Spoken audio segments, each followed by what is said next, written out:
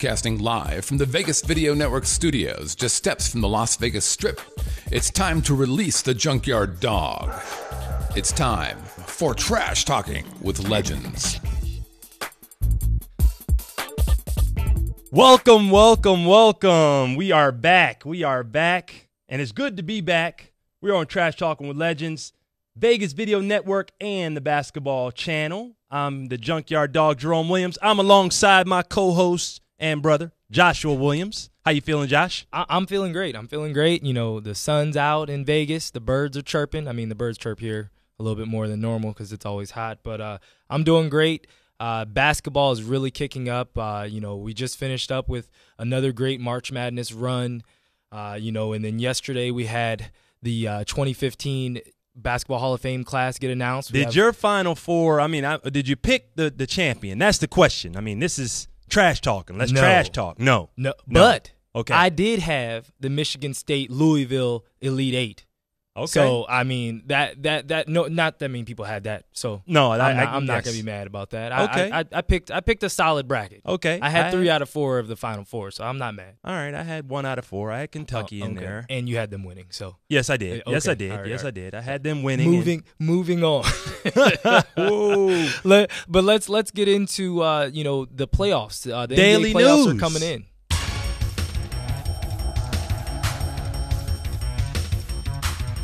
Today's Daily News segment is brought to you by our friends at 9450, the world's first smart basketball.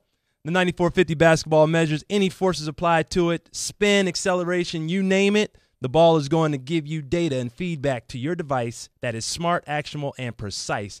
Pick yourselves up one of these 9450 basketballs and tell them that JYD sent you, that's for sure. Josh, let's talk some playoffs. What are the matchups? Well, let's talk about some of the matchups that we like from the first 2 rounds from both sides. Let's start first with the Golden State Warriors versus probably, it looks like, the Oklahoma City Thunder. Yeah, it doesn't really look like New Orleans really going to have a chance for that 8th seed. They got a lot of big-time games coming up in the last stretch, last 5 games. I give the preference to OKC.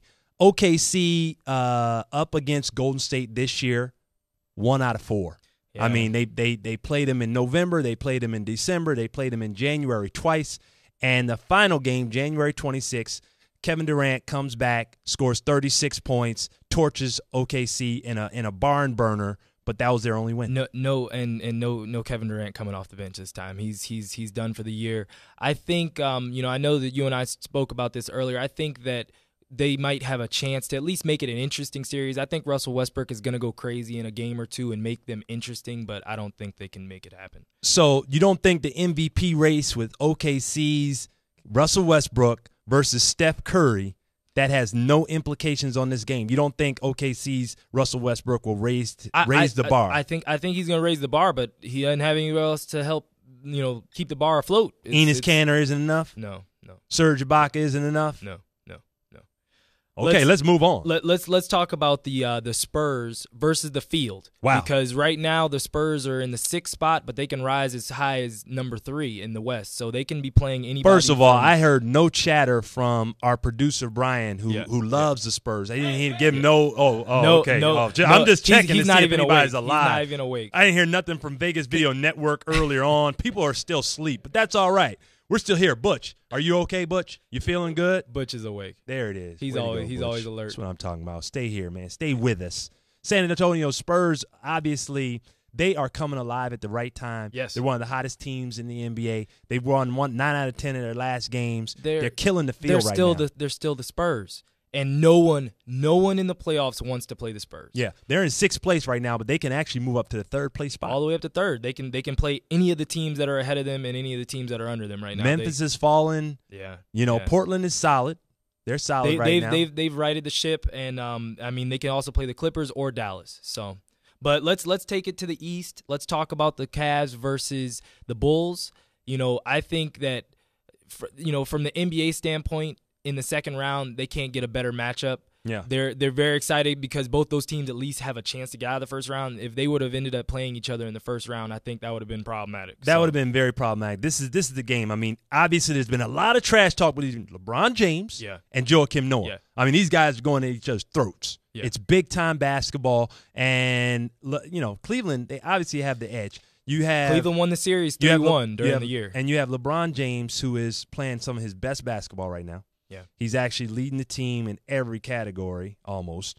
And they've won 8 out of their last 10 games. I still think Derrick Rose is the key to that series. If he comes back and he can at least be Baby Rose. He don't have to be Derrick Rose. Just be Baby Rose. If he's giving them 10 to 15 points, they can be a little bit more of a factor. Well, they've won 6 out of their last 4 games. So, last but not least, you got DeMar DeRozan, Toronto versus Washington Wizards, but I give the Toronto Raptors the edge here. The Raptors won the season series 0-3, but I will say Kyle Lowry's hurt right now. And if his back is really bothering him in the playoff run, he could be in trouble.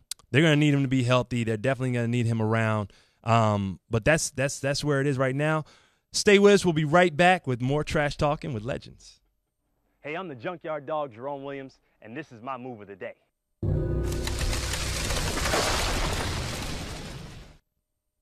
My first move I'd like to describe is the front to left between the legs crossover. Now, like any move, there are certain elements of skill that you must have to make this move effective. You have to be able to put the ball on the ground with a hard dribble. You notice that there are 2 ways I use the power dribble. The first could be set up with dribbling the ball between your legs. Another variation might be a soft setup between the legs with a power crossover. It's not hard to practice your power dribbling, but it is hard to keep it interesting. An amazing way I've found to keep it interesting and build skills fast is using the 9450 Smart Basketball. The app not only counts my bounces, but it tells me how hard I'm putting the ball on the ground. It's a killer product. And that's my move of the day.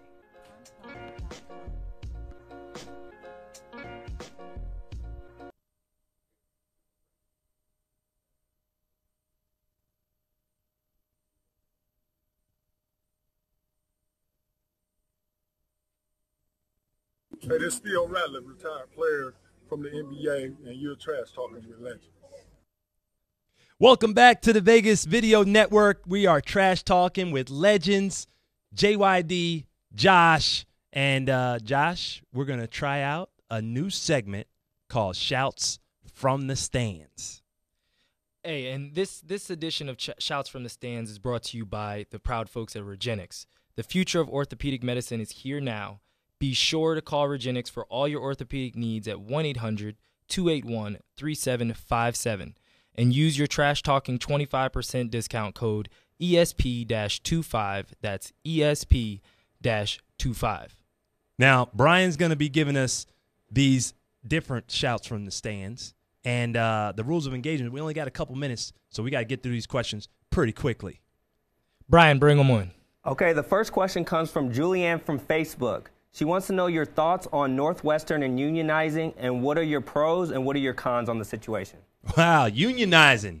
The kids out here doing it big. They're trying to assemble things. They're saying the NCAA is making too much money. They're making too much money. Slave ship. So what I'm saying is if they got to unionize, me being former vice president of the union, understanding the implications of unionizing and actually saying, hey, listen, this is actually a labor force instead of student-athlete. Student-athlete. So is it a student-athlete thing if you're going to pay the players? Now, if you're going to pay a player in college, let's start to talk some numbers. Now, Duke, who just won the national championship about a year and a half ago. 2011. 4 years ago. 4 years ago. A full senior ride 4 years ago. Right. So 4 years ago, it was reported in the paper that each Duke player was worth $1 million.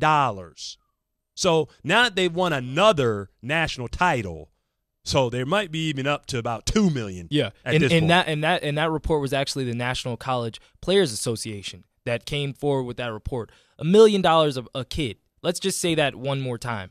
That's 12 kids. There's 12 kids on any roster. So that's $12 million that these kids should be all getting. And that was 2011. So exactly. That was before today, another $1 billion deal with CBS. That was before TNT another national national 100%. championship 100%. where they knocked off everybody. Yeah. That was after a gold medal by their head coach. By Coach Mike, K. Exactly. Coach K, Yeah. the Hall of Famer. Krzyzewski. So let's just say that Julianne, let's say that these kids need to unionize. They need to get their acts together. They need to say to themselves, how do we do this? Where do we go to get support and help? They have a lot of support out there. My thing is, though, if you're going to pay the players, do not, and I repeat, do not give a person like me $2 million while I'm in college. No. What you do is you put it in an escrow account with that player's name on it. So the minute he steps out of college, he has his money. You don't give a player party funds, Josh. Ladies and gentlemen, this is where we differ.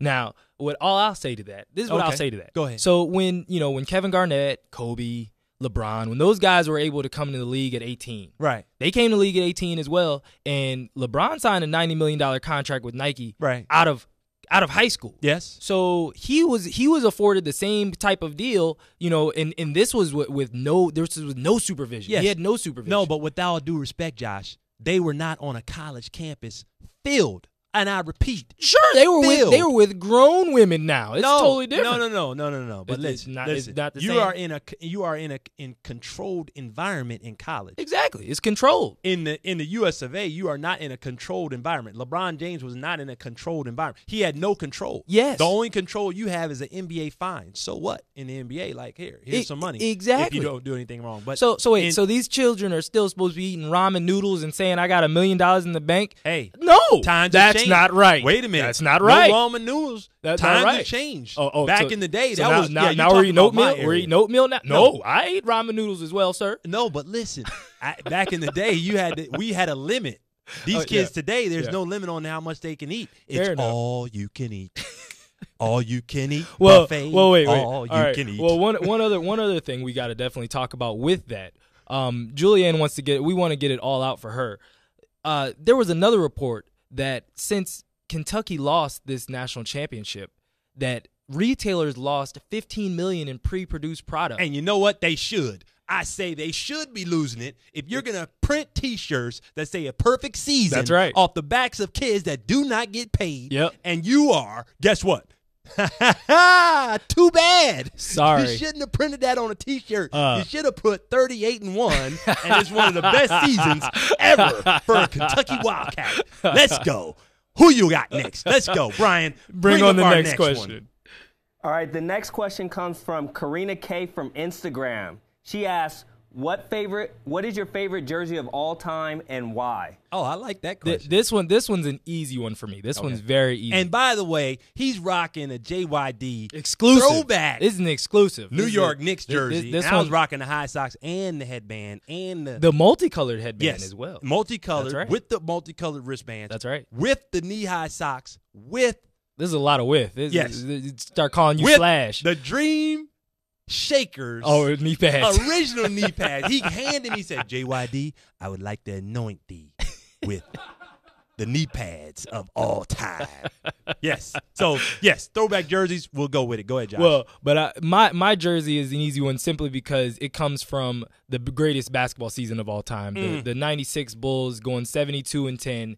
Got Jordan with the all-black red pinstripe with the black and red throwback Jordan 11s. Listen, it's beautiful. I played during that season. I was watching from the bench of Detroit. Okay, so I know exactly what he did. I was a part of those. DNPs. We had 4 losses. I was hoping that he'd push the game up to 30 points so I could get in the game.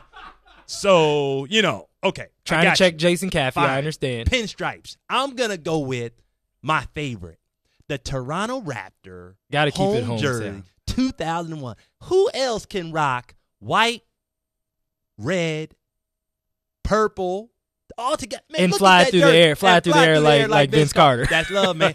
Listen, if these colors were before their time. Yeah, okay, yeah, because yeah. No, they nowadays were. the kids rocking the Or colors, wearing purple shoes, red, white. pink shoes, Oh, come green on. shoes. What Yeah, we would have had the lime green mixed with the purple and red with the socks. That would have been nuts. Let's go. That wouldn't have been fair. Brian, bring on the next question. All right, the last question comes from Joe Kim from Facebook, and he asks, who do you have winning the Pacquiao versus Mayweather super fight? Woo! Pacquiao. Mayweather. This is, you know what this reminds me of? This reminds me of Sugar Ray Leonard, Hagler. Yeah. This has a marvelous. This has a marvelous feel to it. Muhammad Ali, Foreman. Ooh, not even Frazier. You're not gonna get Thriller in Manila. Nah, I'm gonna go. Okay, all right. I mean, Muhammad Ali, Foreman. That was pretty good. That's pretty good. That's pretty rope-a-dope. The champ is here. Ali Boumaye. We just trash talking. Don't mind us. We're having fun. But who's your pick? My pick. You want me to give me my pick first? Well, no. I'll go first. I'll go go first. ahead. My pick. And I'm going simply off of the pundits, and also a lot of former champions from Bernard Hopkins to Muhammad Ali. He recanted, but he did come out. Layla Ali said Muhammad Ali said this, so I'm going off of Layla. I mean, geez, but they all are taking Pacquiao. And the simple fact is Pacquiao's activity is something that Floyd's not used to, not that kind of activity constantly. And I think if he can basically win some early rounds, he'll have a chance to outpoint him. And if he can knock him down for the first time in his career, his professional career, I mean, I think he's definitely got a chance to win. Well, you know what? That's great because I'm actually picking Pacquiao to win this as well. Nice. So you got two people. Nice. There it is, the brother love. Going with Pacquiao, the Pac-Man, and this is my reason. My reason is, first of all, Mike Tyson picked him. Yes, and thank you. That's another one. Floyd is undefeated. At some point, somebody is going to have that Catch him eye of the slipping. tiger. Catch him slipping. Not to mention, Pacquiao's a Christian. Yeah. He's got that. If he says his prayers right, and Jesus wants to bless him, he's prayed up. I'm just saying that's dangerous. I don't care who you are. Do you remember? You're not going to defeat Jesus. I remember when Tyson fought Evander, and Evander was coming in singing gospel, and you were like, "Uh-oh, we could be in trouble." I still remember that. I still remember when that. you praise Jesus, watch out. Coming in with gospel music. We're trash talking with legends. We're going to take a quick break, and we're going to be right back. Stay tuned.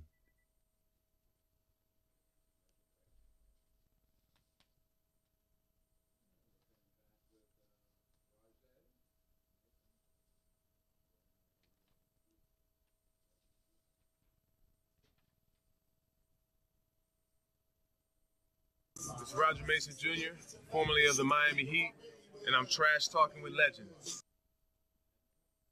Welcome back, Trash Talking with Legends. I'm your host, JYD, alongside Josh. Josh, we got a new segment that we want to look at, Legends Lounge.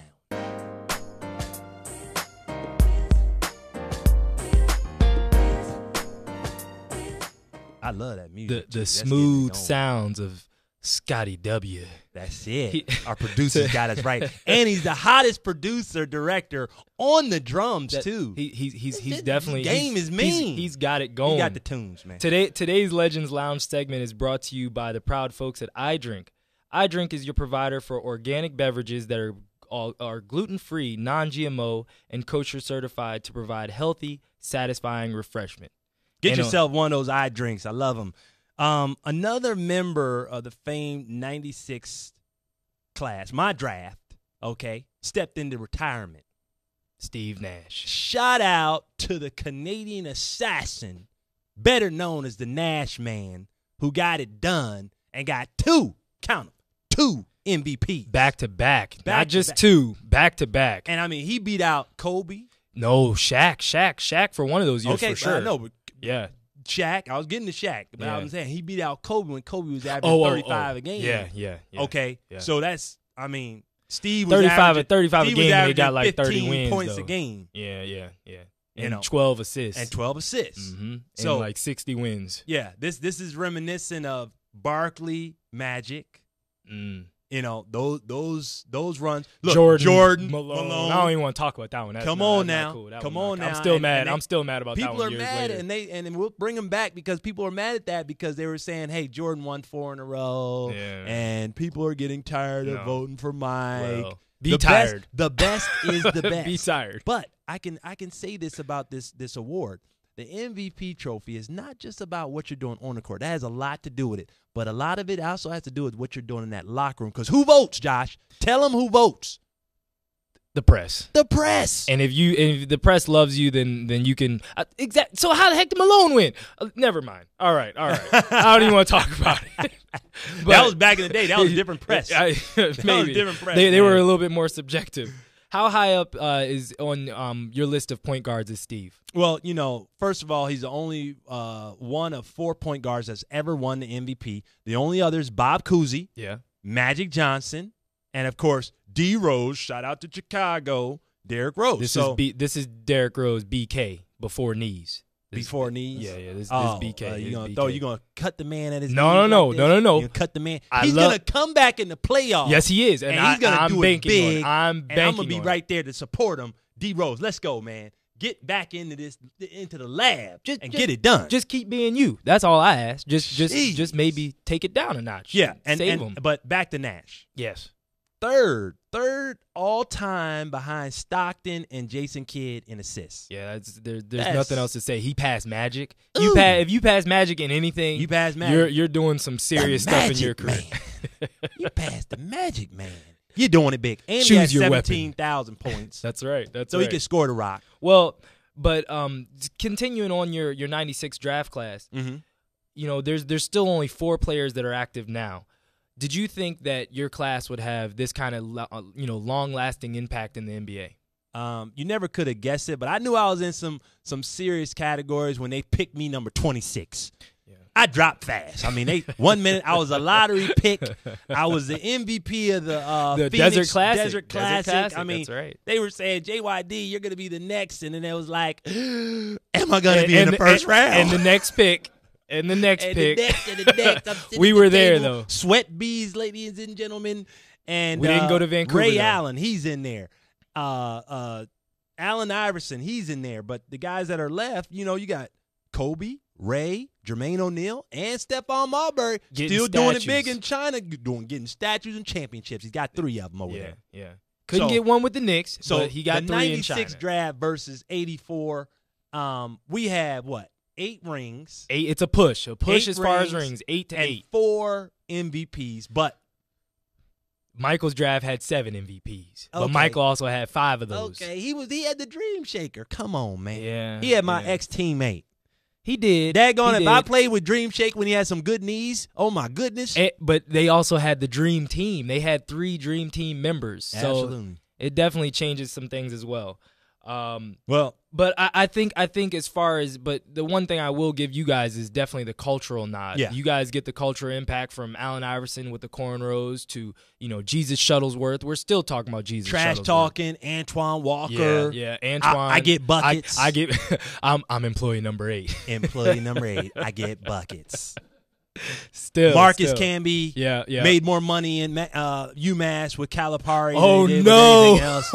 He cost me a Final Four appearance. Oh, hey, man, no. I'm sorry, Marcus, but that's the way it is, brother. Taking them checks. We're really trash talking now. That's trash good talking, stuff. baby. That's good stuff. Hey, but thanks again to our friends at Heads Music for this edition of Trash Talking with Legends. Always giving them a shout out. I still don't have my pair of headphones, but we'll let it ride. Hey, let it ride, man. But look for us in a couple weeks. Trash Talking with Legends. We'll see you soon.